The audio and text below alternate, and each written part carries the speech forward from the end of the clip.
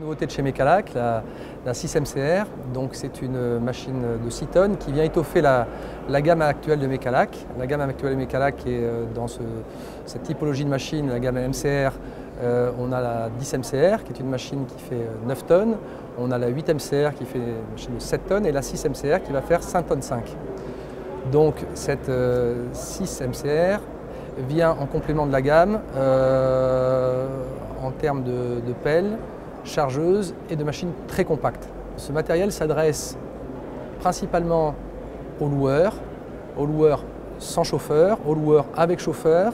C'est un produit très facile à utiliser, très intuitif au niveau conduite et qui permet à l'utilisateur d'avoir une machine très polyvalente et très compacte en 3 dimensions, en largeur, en hauteur et au travail.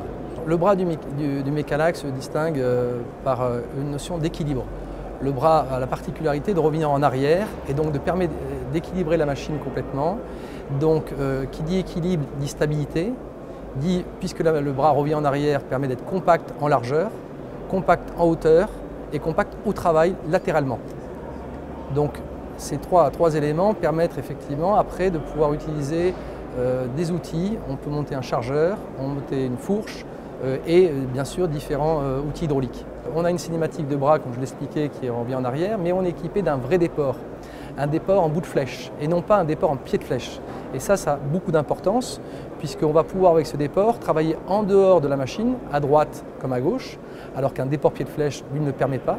Mais surtout, on ne va pas avoir ce phénomène de déséquilibre de la machine et donc on va avoir les atouts du déport mais sans les inconvénients. Et ça, c'est un élément important dans le concept de la cinématique du bras Mecalac.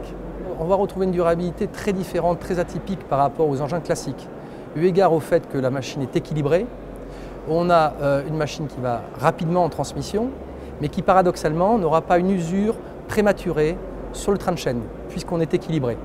Une machine plus traditionnelle, le poids est très en avant, donc bien entendu la roue folle, la partie avant, va venir contraindre la chaîne et avoir une usure prématurée en transmission et particulièrement en contre-rotation.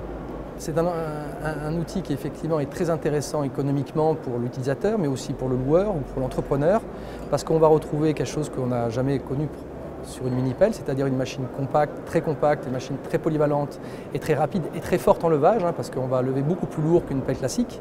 Donc obligatoirement, tous ces éléments sont des dénominateurs économiques qui vont permettre de se substituer à plusieurs machines et en prenant moins de place qu'une machine de plus petit tonnage.